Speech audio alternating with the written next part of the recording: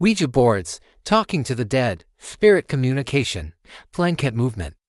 In this video, we're going to talk about the possible reality of using a Ouija board. Is it really just a game, or is there more to it?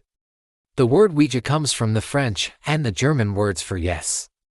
And as most of you already know, the blanket is the piece that moves across the board to spell out the answers. It's shaped like a heart because, well, hearts show love, which is what all these spirits need in their afterlife.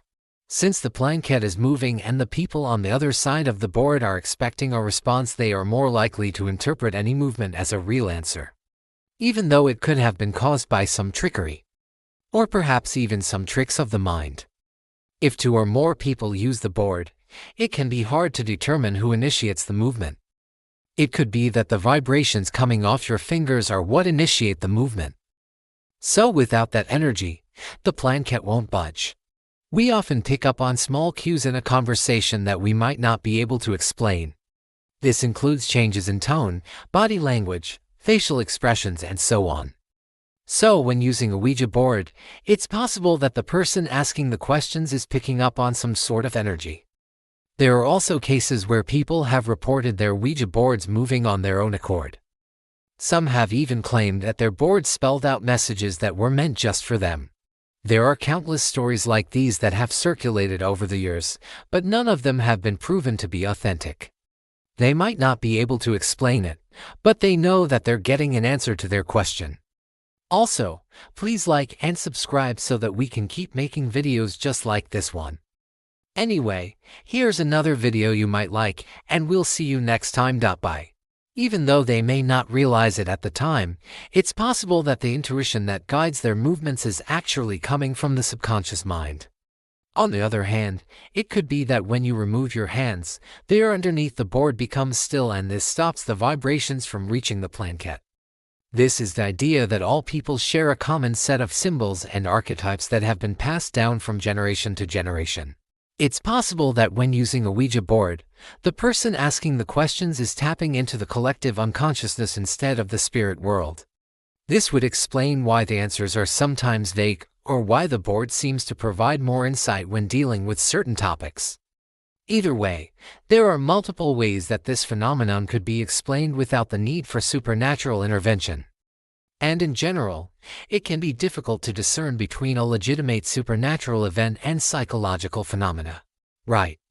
Now, despite what you may have seen in the movies, the heart shape is actually completely random. The goal of this was to see if the blanket would move toward the letters that were spoken. In total, there were 68 trials conducted. Believe it or not, there are many reports of people using Ouija boards to contact evil spirits. One man told a story about how he and his friends used the board to summon an entity named Azazel. He said that Azazel promised him power and riches beyond his wildest dreams if he made a deal with him. But after making the deal, he realized that Azazel was lying and that he would never receive anything from the entity. Another story tells of a woman who contacted a spirit through the Ouija board and soon found herself levitating around the room. She didn't want to stop, but her friends were scared and pulled her back to the ground. Many argue that the people conducting them don't believe in the paranormal to begin with, so the results will always be negative. One group of researchers believe that the vibrations produced by the participants were responsible. When you type on a keyboard, you probably press down on a keycap until you hear the sound.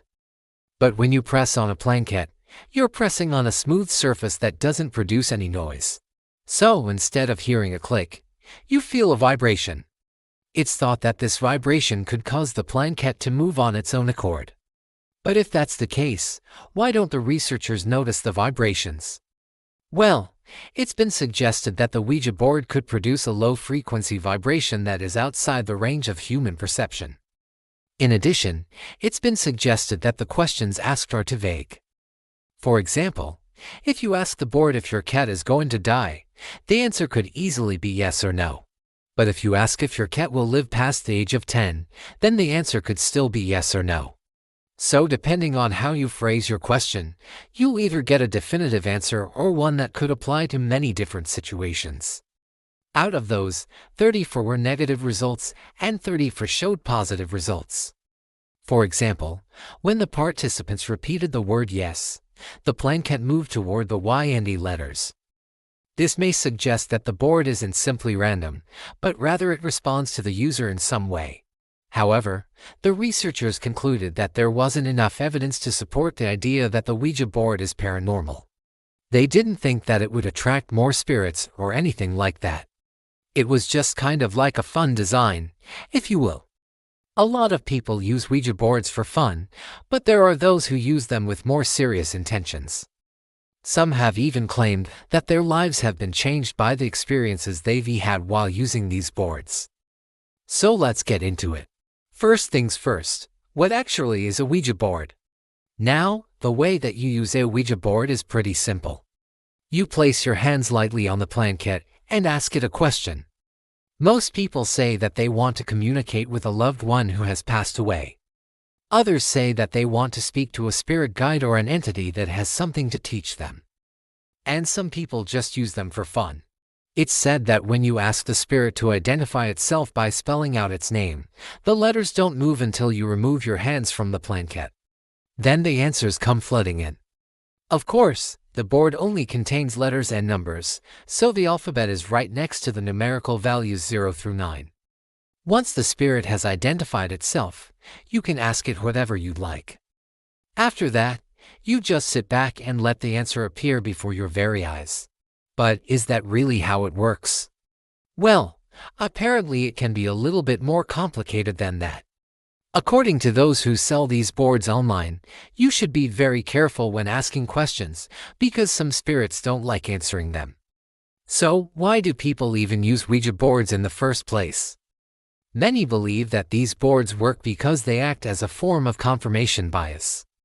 One study conducted in 2017 had the participants repeat a phrase 3 times before using the Ouija board.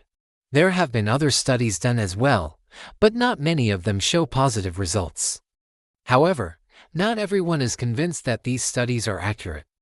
But wait a minute, we've gotten a little bit ahead of ourselves. Let's go back to basics. How does the plankette move? Another interesting fact about these boards is that they tend to stop working when you remove your hands. There are many different reasons for this. However, some people claim that these boards allow them to tap into their intuition. Psychologist Carl Jung proposed that the collective unconscious is a universal form of knowledge that humans can tap into. So now that we've discussed both sides of the argument, let's move on to some scary stories. It is important to remember that these stories haven't been verified, and they could be true or they could be false. What do you think? Do these stories freak you out, or do you think they're just tall tales? Let us know your thoughts in the comments below.